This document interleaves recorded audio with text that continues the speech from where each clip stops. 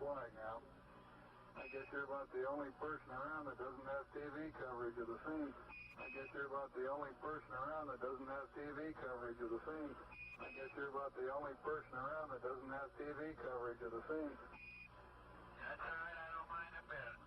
They've got the flag up now, and you can see the stars and stripes on the lower picture. Are you getting a TV picture now, Houston? Neil, yes, we are getting a TV picture. Are you getting a TV picture now, Houston? Neil, yes, we are getting a TV picture. Are you getting a TV picture now, Houston? Neil, yes, we are getting a TV picture. You're in our field of view now.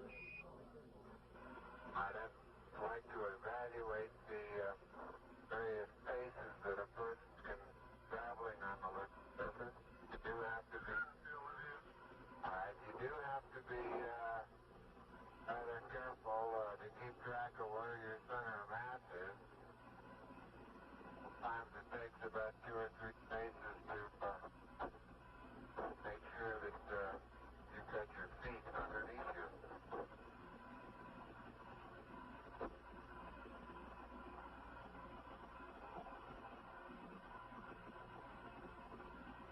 And about 2 or 3 or maybe 4 easy paces can bring you to a fairly smooth stop. Like a football player, you just have to put out to the side and cut a little bit.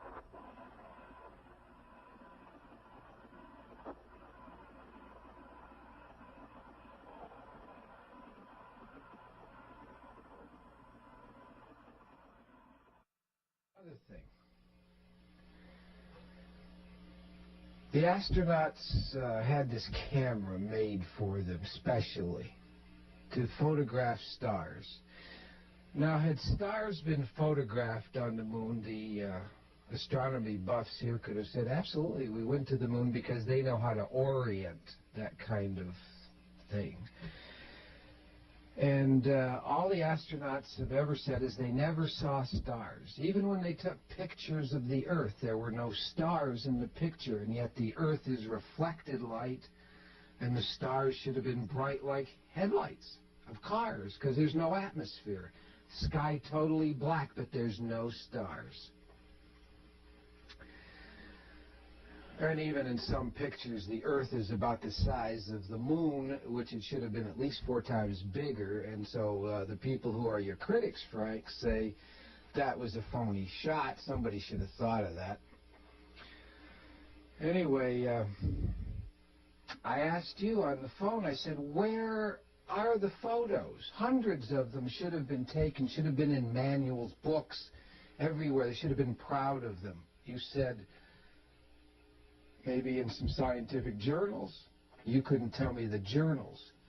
That would have proven you went to the moon, Frank. But there's no stars in any NASA photos, so we can't prove it that way. Young set up an ultraviolet camera to provide the first astronomical observations from the moon. So I said, well, what do you got that proves we went there? I got no paperwork from Grumman or Boeing. There's nothing in the archives. There's stars don't exist. And we'll get into some other things. And you said that the rooster tail of the rover, when it was running along the moon's surface, proved it. With Duke acting as photographer and Young as driver, they put the rover through a full test. Man, you are really bouncing. Is he on the ground at all? That's 10 kilometers.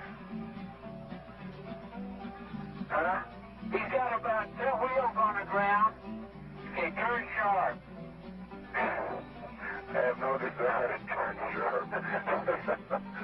Okay, here's a Sharpie. Hey, that's great. It's a big rooster tail out of all 4 wheels.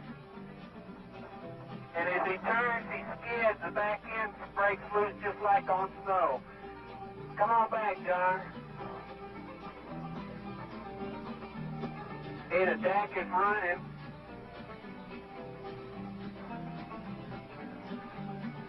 Then I'll tell you, Indy's never seen a driver like this. Okay, when he hits the craters and starts bouncing, it's when he gets his rooster tail. He makes sharp turns. So I checked that out, and we'll see that further in the film. And I found that that was the absolute proof, Frank, that was taken on Earth. And the theory is, when we get there, so you'll understand, is that Einstein's theory, and remember, the moon has gravity. Moon has gravity. Like Earth, it's 1/6 the Earth, but it's gravity. And you can see in the NASA videotape that I'm about to show that everything looks pretty heavy. I mean, once they got that LEM into gravity, it would have operated just like Earth gravity and been subject to the same effects. So when the rover spits dust out of the back, the law is that, the physics law is that as fast as that dust or dirt, whatever it is you were spitting out of the back wheels of that rover, should have fallen to Earth at the same speed that it went up, because there's no atmosphere to stop it. And yet what we're going to see, Frank, is that it goes up and then it hits a wall of atmosphere. And it stops and it trails off. You can see it. It should have made a perfect arc, going down as fast as it went up.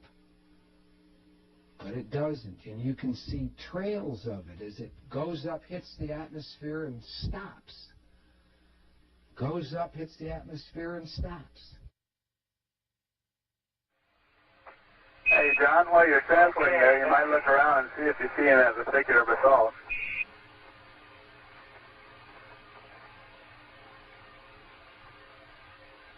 That's what I'm looking for. Good show. I told him you were. What? Okay. We see that one went all the way in. Not quite.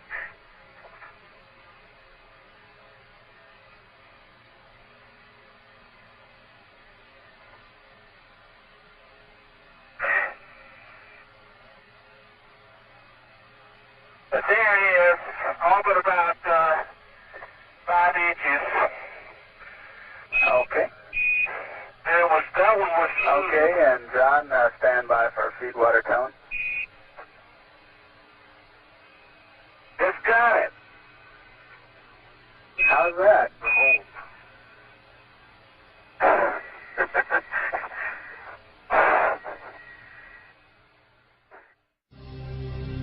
Astronauts moving in slow motion is another hallmark of the Apollo TV footage. There is no evidence at all of any astronaut making a leap or a jump anywhere near a height commensurate with 1/6G possibilities. But if they were actually simulating EVAs on Earth, they would then need help with their bulky heavyweight suits and backpacks in order to achieve the visual effect of moving around easily in lunar gravity. So enter wire supports. This is a tried and tested way of relieving weight from performers, or even flying an actor. Here is a sequence from one of our own productions. Excuse me, will I need a car? Relax, Chris.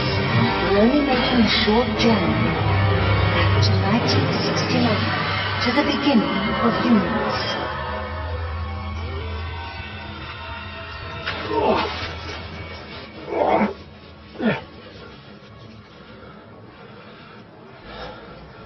Of course, confirmation that wires were used is in the detail.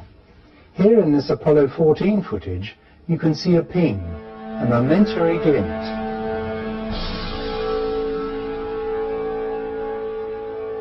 And again, run slowly.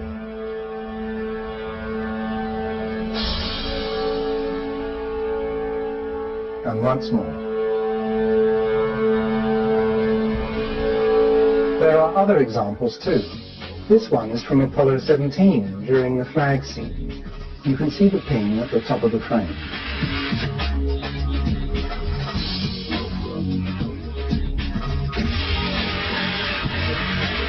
In this footage from Apollo 16, we have telltale evidence of a slightly floating or dangling effect at the jump salute location.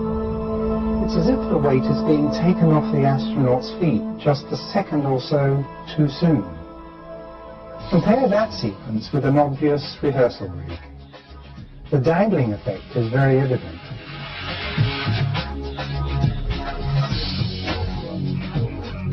And here again, from the same mission, Apollo 16, we have an astronaut who is about to get up.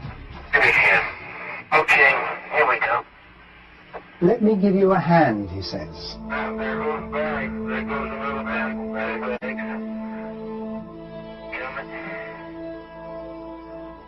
Look at it again. The astronaut is getting up with the wire taking the weight, relieving him of 5/6 of the Earth's gravity. A magic trick? No, just the help of a wireman. This is a slow-motion jump that would have been seen live on TV. And here it is at normal speed.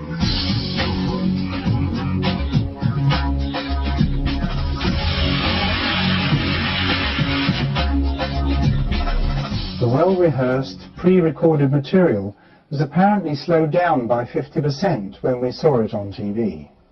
And yes, we've done the necessary work to establish that percentage.